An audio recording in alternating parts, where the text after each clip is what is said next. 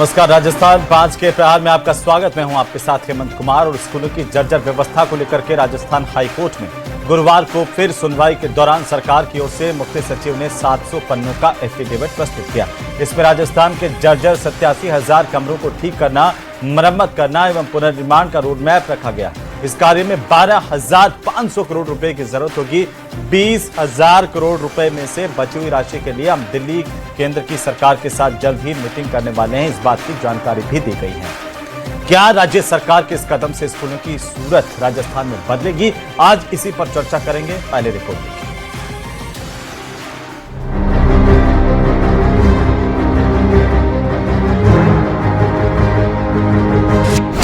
प्रदेश में सरकारी स्कूलों की बदलेगी सूरत।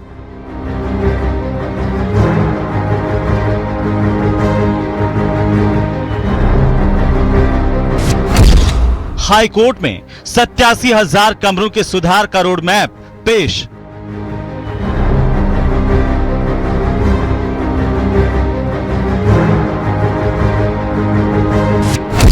सुधार कार्य के लिए 12,500 करोड़ रुपए की जरूरत।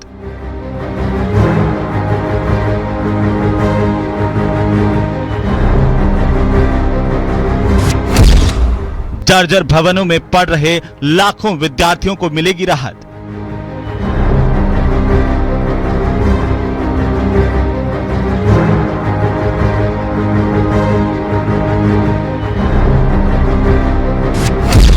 स्कूलों की बदलेगी सूरत, विद्यार्थियों को मिलेगी राहत।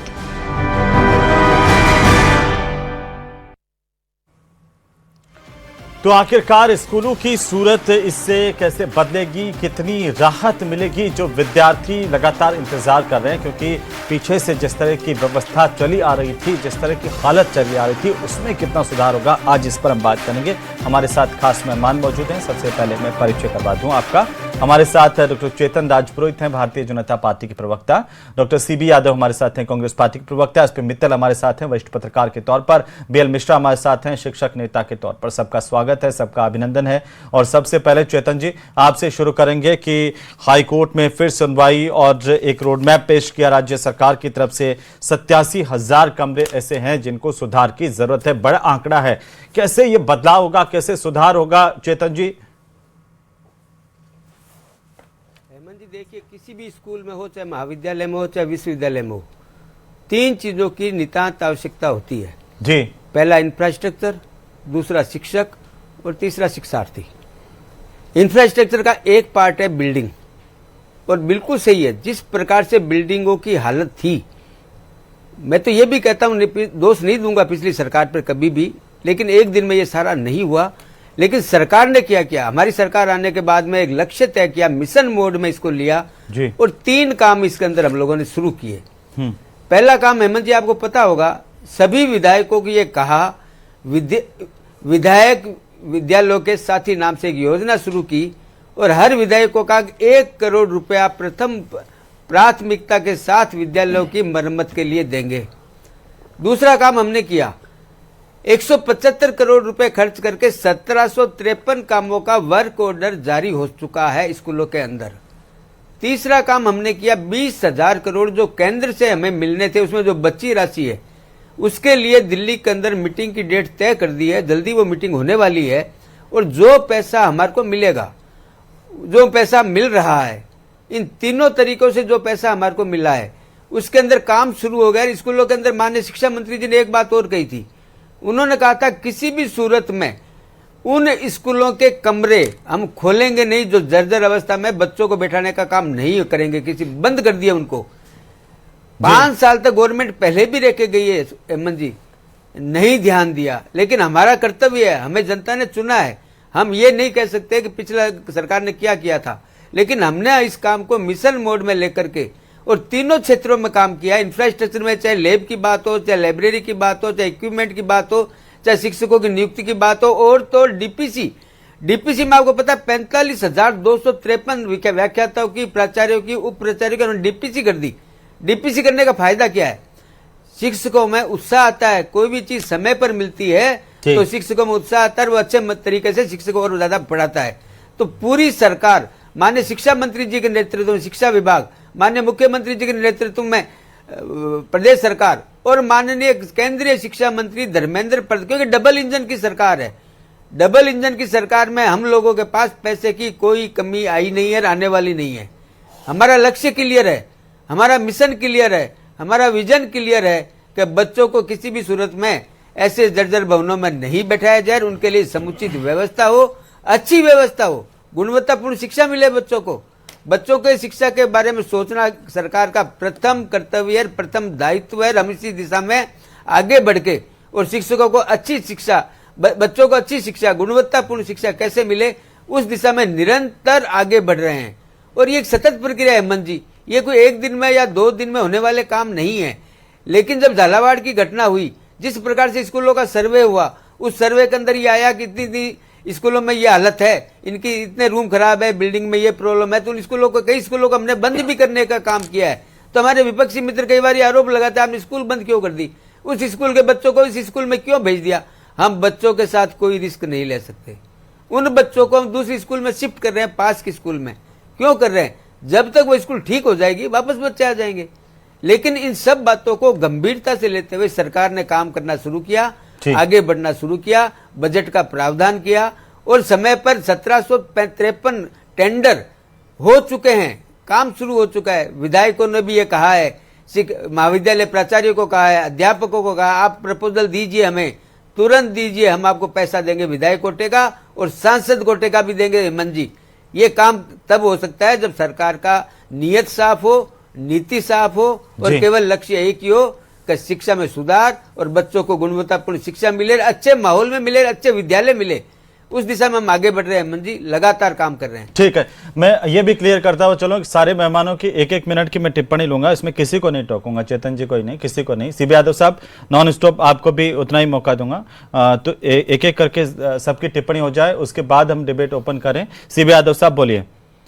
चेतन जी कह रहे हैं कि उनकी सरकार आने के बाद में इसको प्राथमिकता से लिया गया कि हमारे स्कूल बिना भवन के नहीं रहे, पहली बात, बच्चों को सुविधाएं मिले और जर्जर स्कूल में हमारे बच्चे नहीं पढ़े, ये सरकार सुनिश्चित करने का काम कर रही है। बोलिए सीबी यादव जी। हेमंत जी, जैसे चेतन राजपुरोहित जी ने जिस सौम्यता के साथ में बात रखी और उनकी बातों में कुछ विजन सा भी दिखता है, काश ऐसा विजन हमारे शिक्षा मंत्री जी की बातों में भी दिखे, वो सौम्यता भी दिखे और सरकार में भी दिखे। कहीं दूर दूर तक भी ये दिखाई नहीं देता है। पूरा फोकस इस पे है कि पिछली सरकार की आलोचनाएं की जाए, उन पे ही पूरा समय व्यतीत होता है। देखिए, जैसे चेतन जी ने बताया, मैं भी मानता हूं कि शिक्षा के लिए विजन होना जरूरी है, लेकिन वो विजन कहीं भी किसी बात और सूरत में दिखाई नहीं देता है और विजन से काम नहीं चलता है। बजट होना भी जरूरी है। 87,000 स्कूलें हैं, आप 2,500 का भी रोड मैप, 2,500 कितना बड़ा गैप, अभी 85,000 स्कूलों का कहां तक होगा बजट। मैं चेतन जी की बातें सुन रहा था, उन्होंने एक ही रास्ता बताया कि विधायक कोटे और सांसद कोटे में विधायक और सांसद पैसा दे। पहले तो यही बता दीजिए कि खुद शिक्षा मंत्री जी ने अपने वहां विधायक कोटे से कितना दे दिया और कोई क्यों देगा। वो तो उसका 5 करोड़ का है कि वो कहां खर्च करेगा, कोई नहीं खर्च किया। अच्छा, मान लीजिए आपने 2.5 साल के अंदर कहीं 1-1 करोड़ खर्च किए हैं, तो वो बताइए। 12,500 करोड़ रुपए बहुत बड़ी राशि है, ऐसा नहीं है, लेकिन शिक्षा के लिए जो जरूरी चीज है वो यह है कि आपने तो आरटीई का ही गड़ा घोड़ दिया। आरटीई के अंदर प्रोविजन है कि 1 किलोमीटर के अंदर आप बच्चों को शिक्षा उपलब्ध करवाएंगे। अब कह रहे हैं कि जिनका नामांकन 20 और 40 से कम हो उन स्कूलों को ही बंद कर देंगे। प्रदेश के अंदर 8,000 से ज्यादा स्कूल ऐसे बंद कर देंगे। आप कोई मतलब आप उस गरीब की परवाह कीजिए। राजस्थान एक बहुत बड़ा ज्योग्राफिकल एरिया का है जहां मतलब कहीं इतने एक साथ बच्चे नहीं मिलते हैं। शिक्षा उपलब्ध करवाना सरकार की जिम्मेदारी होती है। और सबसे बड़ी बात यह है कि शिक्षा के भीतर की स्थिति देखोगे ना, तो आप पूरे 3800 जो उप प्रधानाचार्य हैं उनकी 5 बार काउंसलिंग स्थगित हो गई है। उनकी जो है प्रमोशन की लगभग 12,000 व्याख्याताओं की पदोन्नति के बावजूद मतलब उनको जो उप प्रधानाचार्य बना दिए, लेकिन उनका पदस्थापन नहीं हुआ। एक जगह 3-3 उप प्रधानाचार्य लगे हुए हैं। नहीं है, ये कह रहे हैं 3rd ग्रेड की 5 बार डीपीसी स्थगित हो गई है, 2nd ग्रेड की 3 बार डीपीसी स्थगित हो गई है। सोचिए उन शिक्षकों का मनोबल क्या होगा। 3rd ग्रेड का ट्रांसफर 2.5 साल हो गए, ट्रांसफर करते करते उनकी कोई पॉलिसी नहीं बनी है। और आगे भी कह रहे हैं कि पिछली ने नहीं बनाई तो 5 साल आप भी निकाल के जाओगे। ऐसा नहीं होता, एक स्पष्ट विजन होना चाहिए। इंग्लिश मीडियम स्कूलों की हालत, आज एक रिपोर्ट आई है आपको, देखिए पिछली सरकार को कोसना नहीं चाहिए। हर सरकार अपनी दृष्टि से ठीक काम करती है, उससे आगे क्या ले जा सकते हो वो विजन प्रदेश की जनता चाहती है, आपको मेजोरिटी दी है, आपको सरकार में लेके आए हो, तो वो विजन आपके पास क्या है? आप केवल बंद करना, पिछली सरकार को कोसना, पिछली सरकार पर दोष मढ़ना, ये नहीं है। शिक्षा में सुधार करना है तो जरूरत है बजट की। सीधा और सवाल स्पष्ट जवाब है, 12,500 करोड़ रुपए कहां है आपके पास में? शिक्षा पे सुधार के लिए जरूरत है कि स्कूलों का मर्जर बंद करो और इन्हें और ज्यादा विस्तार दो। आप बंद करने का खेल कर रहे हो। ड्रेस मिल नहीं रही है, स्कूटी मिल नहीं रही है, ड्रेस को सबको मिलने की जगह SC ST तक कर दिया, 90% को बाहर कर दिया है।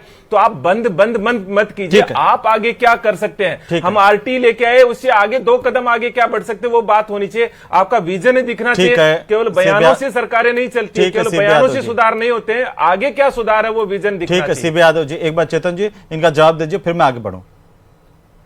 बस एक सेकंड में जवाब देता हूं। पहले तो मैं हमारे मित्र को क्लियर कर दूं, 87,000 कमरे हैं, स्कूलें नहीं है।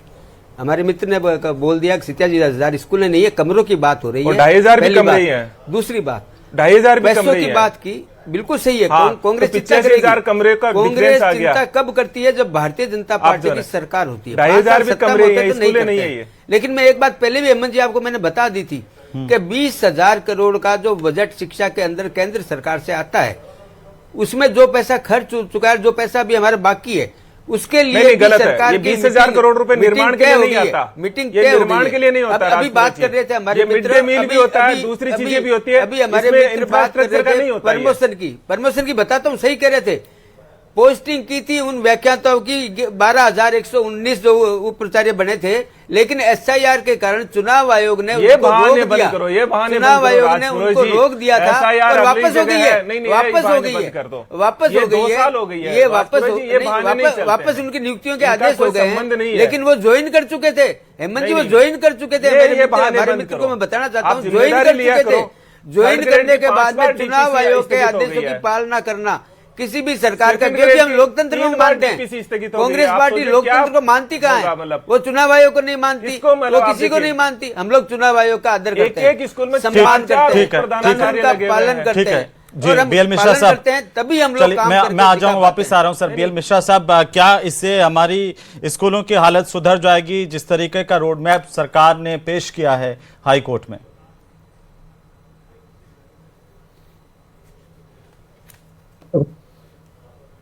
मिस्टर साहब अनम्यूट कीजिए, अनम्यूट जी, बोलिए सर। हेलो, हाँ बोलिए सर। हाँ सर, वो मुझसे पूछ रहे हैं? हाँ हेमंत जी, मैं आज सालासर धाम में आया हूँ जी, और सालासर धाम में इसलिए आया हूँ कि सरकार से विद्यालयों की स्थिति सुधारने के लिए हमने खूब प्रयास किया, कई आवेदन दिए, जगह जगह ज्ञापन दिया। अब मैं सालासर धाम में हनुमान जी के यहाँ पर ज्ञापन देने आया हूँ और भगवान से प्रार्थना करने आया हूँ कि राजस्थान के गरीब बच्चों, पढ़ने वाले बच्चे जो सरकारी विद्यालयों में पढ़ रहे हैं, उन स्कूलों की हालात सुधरे। रही बात इसकी कि सैद्धांतिक रूप से सत्ता पक्ष हो या विपक्ष हो, बहुत अच्छी बातें करते हैं।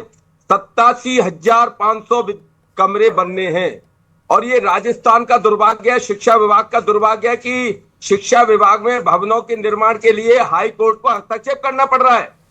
इससे मैं सत्ता पक्ष और विपक्ष, क्योंकि ये कोई 2 साल या 3 साल या 5 साल का माजरा नहीं है, ये कई वर्षों का माजरा है। इसलिए सत्ता पक्ष और विपक्ष दोनों इसके लिए जिम्मेदार है। मैं उनसे पूछना चाहता हूं कि वो आत्ममंथन करें कि शिक्षा के क्षेत्र में उनका क्या योगदान रहा है, शिक्षा के विकास में योगदान रहा है या शिक्षा के विनाश में योगदान रहा है। अब मुझे ऐसा लग रहा है कि मैं जो सालासर धाम आया हूं, भगवान हमारी और उन गरीब बच्चों की जरूर सुनेंगे और सरकार में बैठे हुए प्रतिनिधियों को और विपक्ष में बैठे हुए प्रतिनिधियों को सद्बुद्धि देंगे और सही निर्णय लेकर के विद्यालयों की स्थिति सुधरेगी। मैं जानना चाहता हूं कि जब कोई अधिकारी आता है, कोई बड़े बड़े मंत्री किसी क्षेत्र में जाते हैं तो 24 घंटे से 48 घंटे में सड़कें बन जाती हैं और यहाँ पर लगभग 1 साल होने वाला है। विद्यालयों की जर्जर स्थिति है। सिर्फ यही कहा जा रहा है कि कॉन्ट्रैक्ट दे दिए गए, कार्य शुरू होने वाला है, कार्य शुरू हो गया है। मैं आपके माध्यम से सरकार से पूछना चाहता हूं कि ऐसे कौन कौन से विद्यालय हैं जहां पर लगभग 10%, 20%, 25% काम पूरा हो गया है। और अगर नहीं हुआ है तो उसके लिए कौन जिम्मेदार है? नहीं मिश्रा जी, सरकार तो कह रही है कि भाई हमने लगातार काम शुरू कर दिया है और पैसे की जहां तक बात है उसके लिए भी, चाहे वो केंद्र की तरफ से फंड की बात हो, विधायकों से, राज्य सरकार की तरफ से भी प्रावधान किया गया है, तो उसमें समय तो लगता है ना शिक्षा व्यवस्था सुधारने में। जी, के लिए भी अगर इस तरह की विलंब होती है तो ये हम सब लोगों का दुर्भाग्य है, उन गरीब बच्चों का दुर्भाग्य है, जी। क्षेत्रों में पढ़ने वाले बच्चों का दुर्भाग्य है। ठीक है मित्र साहब, क्या मायने है इसके? सरकार कह रही है कि भाई हम तो इस स्थिति को सुधारने के लिए पूरी तरह से प्रयासरत हैं, प्रायोरिटी के आधार पर, प्राथमिकता के आधार पर हम चाहते हैं कि विद्यालयों की व्यवस्था सुधरे, लेकिन विपक्ष सवाल उठा रहा है, कैसे देखें?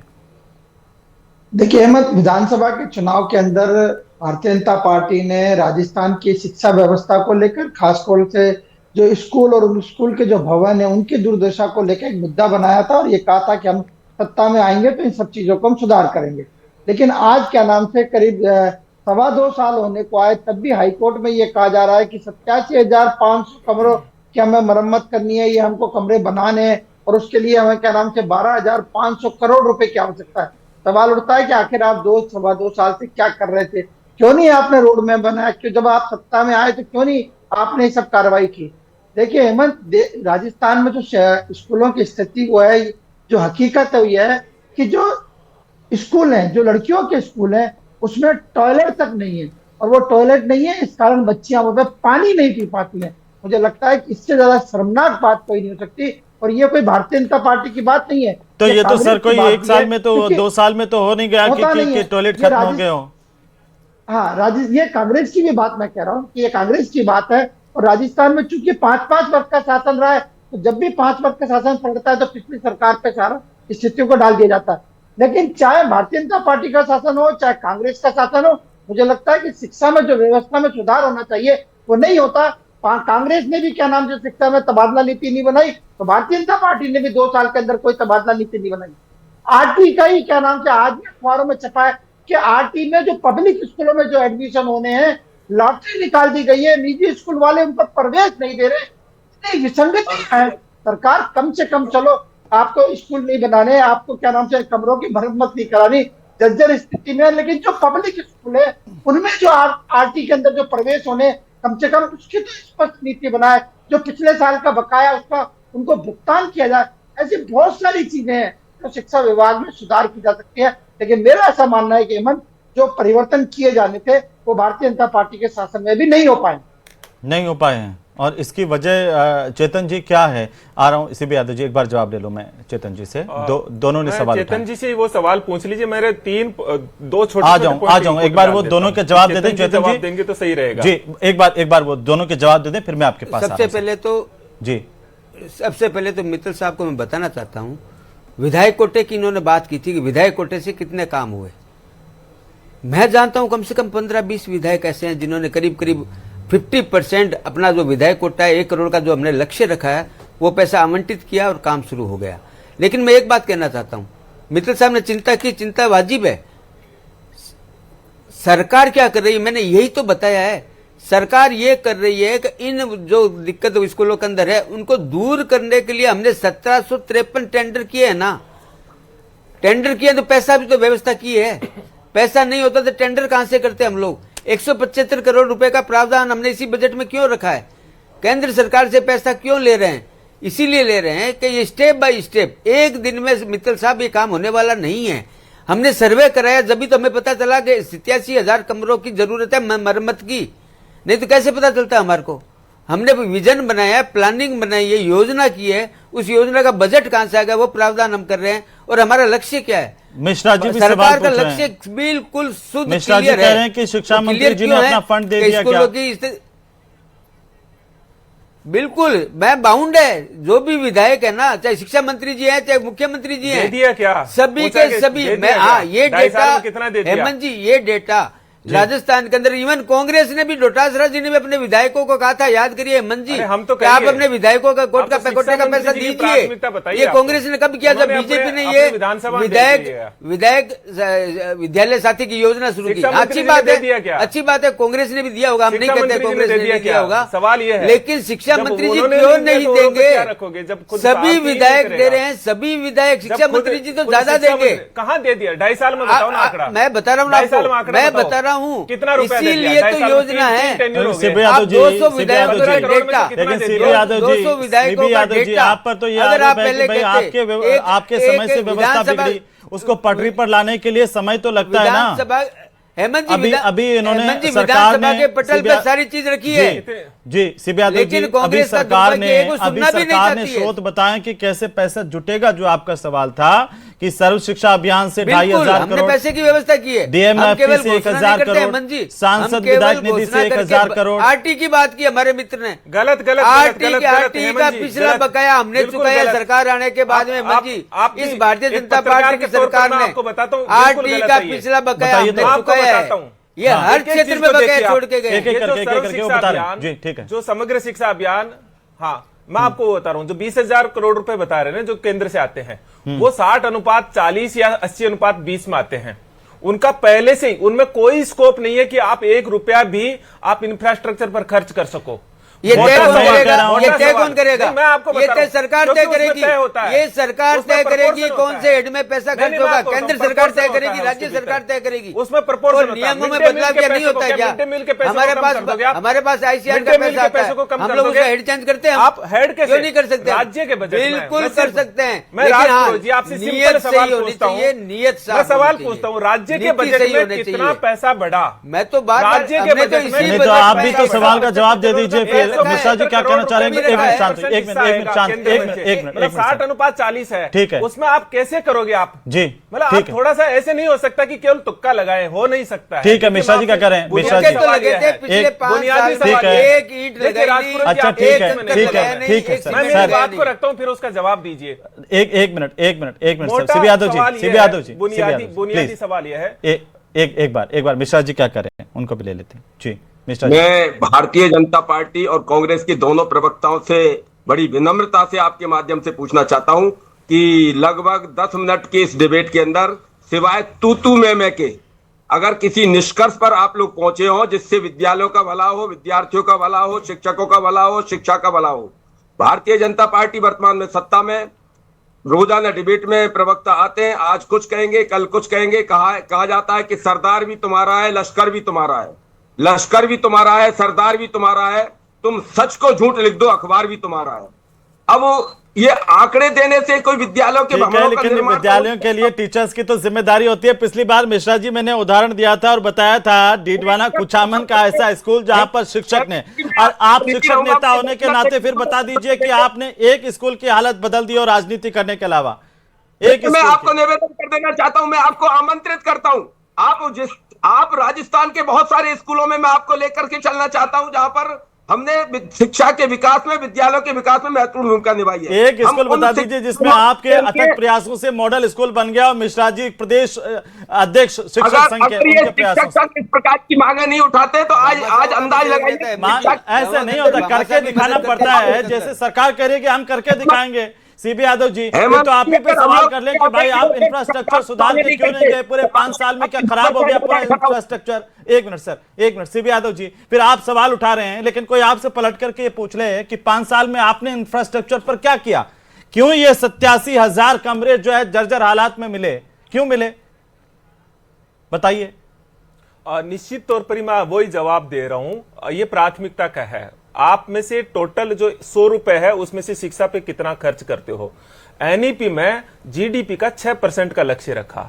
सवाल यह है कि कर कितने रहे हो? आंकड़ों में मत उलझाइए, आप बता दीजिए कि हमने इतने सारे जर्जर स्कूलों को ठीक कर दिया। आंकड़ा बताइए ना सर। इन्होंने मिड डे मील किया, आप 2 कदम आगे बढ़ना, काम तो किया नहीं ना कांग्रेस ने। काम करती तो 87,000 कमरे आज थोड़ी खराब होते, पीछे बढ़ रहे हो। क्या एक रात में 87,000 कमरे खराब हो गए? कि जो क्या 2 साल में खराब हो गए 87,000 कमरे? उसमें से 2 कदम आगे बढ़े, पीछे बढ़े। आपके समय में भी तो जर्जर होंगे ना ये। तो आपने कितने जर्जर स्कूलों के भवनों को नया किया ये बता दीजिए आंकड़ा।